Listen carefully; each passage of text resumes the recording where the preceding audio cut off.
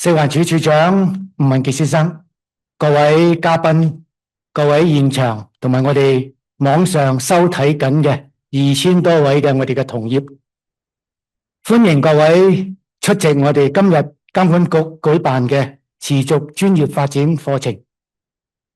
物業個別嘅單位冷氣機滴水或者滲水嘅問題咧，呢個係佢私家嘢，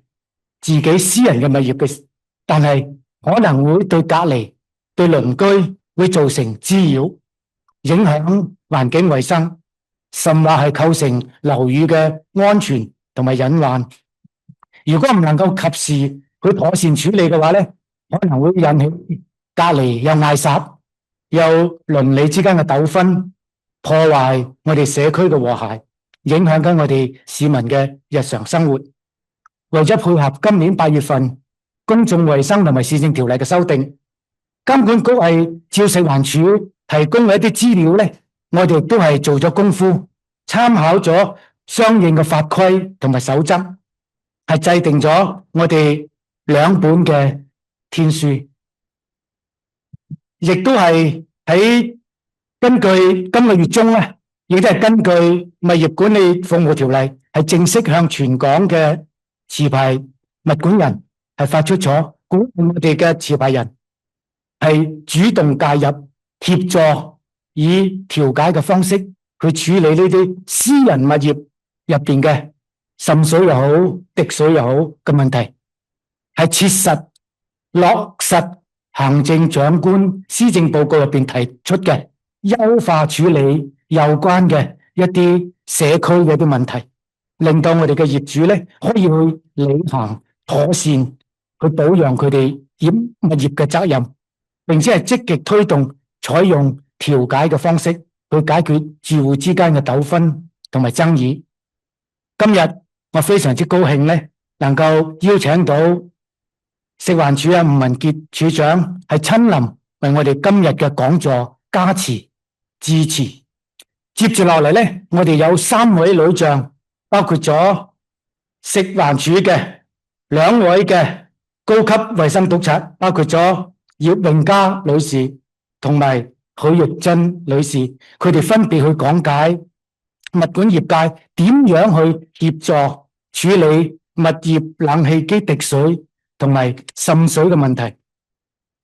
接住落嚟，最後嗰位女將咧，就係我哋監管局嘅總經理阿戴安娜，同大家去講下呢2本天書入邊嘅一啲具體嘅內容。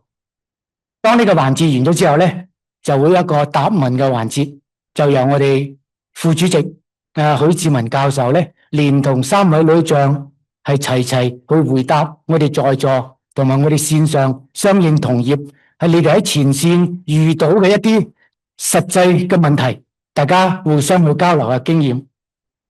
各位都知道，我哋物管人同住戶之間咧係朝見口晚見面，我哋對管緊嗰個物業咧嘅情況啊係了如指掌。實際上，我哋係一個別嘅一個角色，係可以協助揾到呢個源頭。大家都知道，不論滴水又好、滲水又好，最重要嘅就係揾到嗰個水源由邊度嚟。咁我哋亦都係可以有一個角色咧，就扮演到可以溝通協調。如果喺呢個過程入邊，我哋能夠係適時介入嘅話咧，係可以揾到呢個問題，令到個問題喺個源頭嗰度咧，可以妥善去解決，係減少好多我哋社區入邊嘅爭拗又好、糾紛又好。為咗推動以調解嘅方式去處理住戶之間嘅糾紛同埋爭議咧，律政司亦都係連同環境及生態局、食環署係推出社區調解先導計劃，由今年7月份開始咧，已經係為我哋嘅物管人員係免費，大家聽住啊，係免費去推動呢個調解嘅技巧嘅課程。一推出嘅時候咧，即刻嗰個反應咧非常之踴躍，即刻爆。咁我都同阿處長講咧，希望繼續免費開多啲班俾我哋，令到我哋喺前線咧可以學到一啲真正嘅技巧，去幫到呢個社區。第一批報讀呢個課程咧嘅我哋嘅同業咧，今日亦都係有在座喺呢度嘅。大家都知道，無論係參與社區調解先導計劃，抑或係今日出席講座嘅物管公司同埋人員，大家都係展現咗我哋有膊頭，我哋係有承擔、有擔當喺呢個社區嘅問題入邊、地區嘅治理入邊咧，可以扮演到我哋相應嘅角色，係主動去掌握一啲滲水滴水嘅方法，協助去查找源頭，透過調解嘅方式去協助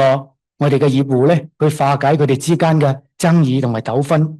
呢個唔單止係體現我哋物管人員以行動去促進社區和諧嘅睦鄰嘅精神，更加係彰顯我哋物管公司係積極履行我哋嘅企業社會責任，致力提供專業嘅物管服務，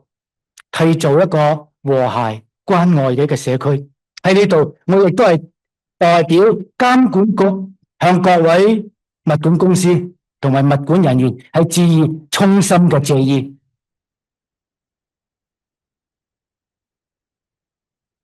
我哋在座各位嘅同業，大家睇到個公仔，我哋係肩負緊物業守護者嘅使命，呢個係責任重大。監管局係期望我哋各位參加咗今日嘅講座之後咧，係可以學以致用，能夠發揮到我哋嘅業界嘅精神同埋技巧，按照我哋而家發出嘅一啲相應嘅作業指南咧，係妥善處理冷氣機滴水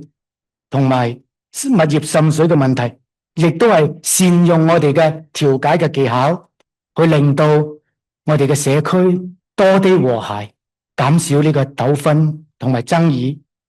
令到我哋嘅市民可以安居樂業，亦都係我哋在座各位作為物業管理人能夠為呢個社會做出嘅一啲相應嘅貢獻。今日趁我哋在座一堂咁開心嘅機會咧，亦都係祝大家身體健康，工作順利。多謝各位。